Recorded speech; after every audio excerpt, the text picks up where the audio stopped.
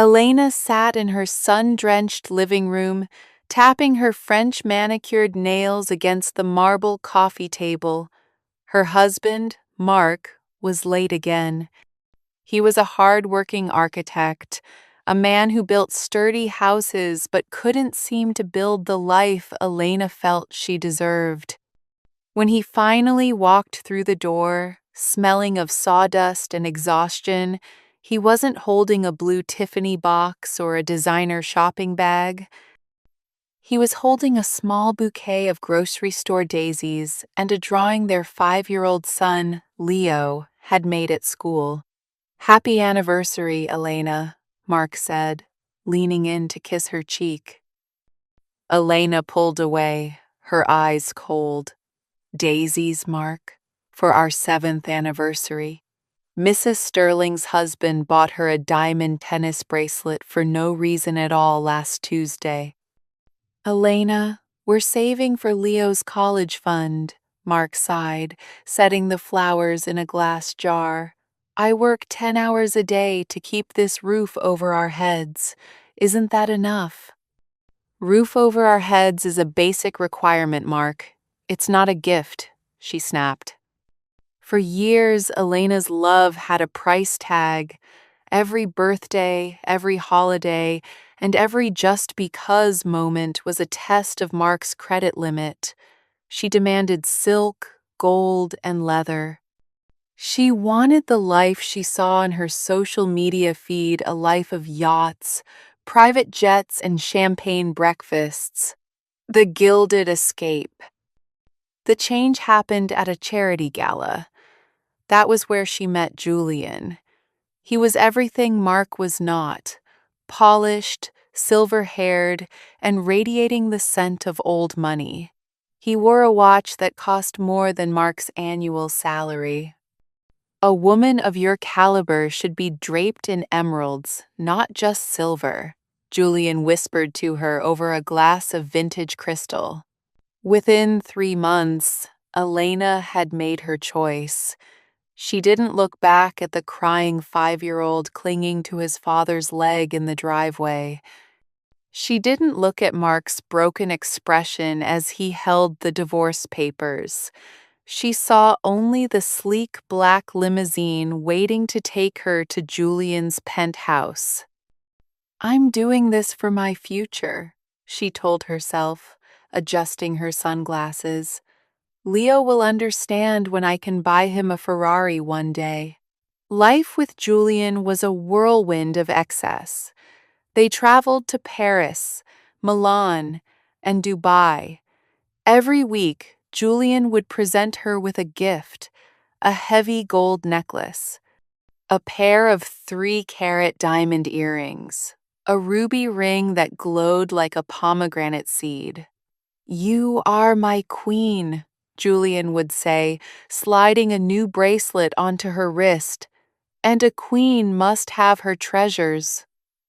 Elena felt she had finally arrived. She looked at her reflection in the gilded mirrors of Julian's mansion and saw a woman who had won.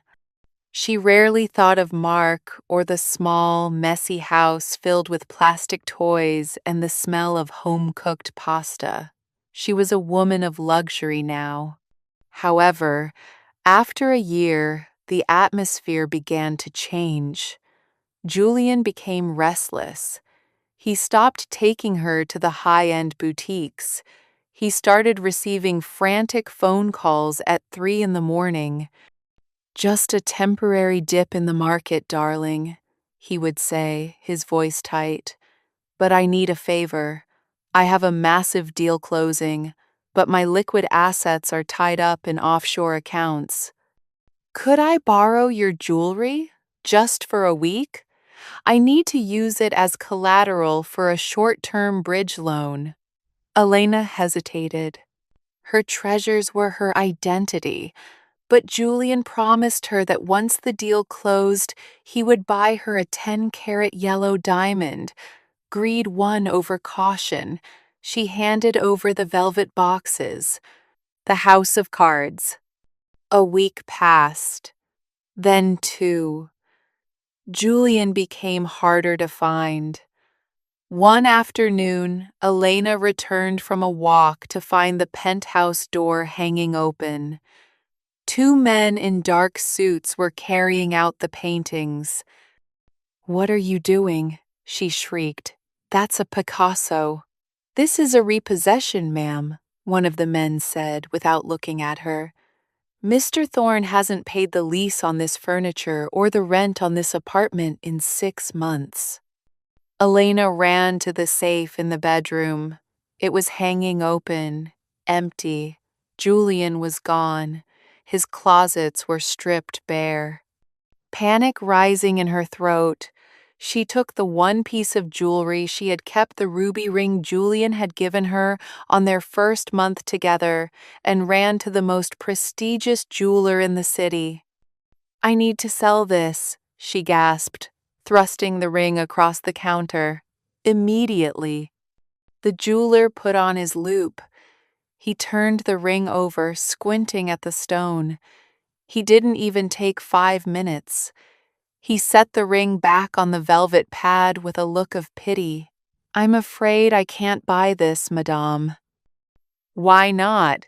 It's a pigeon blood ruby. It's worth $50,000. The jeweler shook his head. "It's high-quality glass, madame. The gold is silver with a thin wash of plating. It's a very clever costume piece. It might be worth $50 at a flea market." Elena felt the floor tilt. "Check the earrings, the emeralds." She pulled the pieces from her purse, items she had managed to hide from Julian. One by one, the verdict came back. Cubic zirconia, synthetic paste, plastic. Julian hadn't been a millionaire. He was a con artist. He had used fake jewelry to lure her in, then took her real jewelry, the pieces Mark had struggled and sweated to buy her over 7 years, and disappeared into the night to pay off his gambling debts. The long walk home. Elena stood on the sidewalk, clutching her designer bag that was probably also a knockoff. She had no money, no home, and a box of worthless glass. She walked for hours until she found herself in her old neighborhood. She stood across the street from the small, sturdy house Mark had built. Through the window, she saw a warm, yellow light. She saw Mark sitting at the kitchen table, helping Leo with his homework. They were laughing. On the table, in a simple glass jar, sat a fresh bunch of grocery store daisies. Elena reached for the gate, but her hand stopped. She looked at her empty wrists, stripped of their fake gold. She realized that for years, she had traded a diamond-hearted man for a handful of glass beads. She turned away, disappearing into the shadows of the street, finally understanding the true cost of everything she had lost.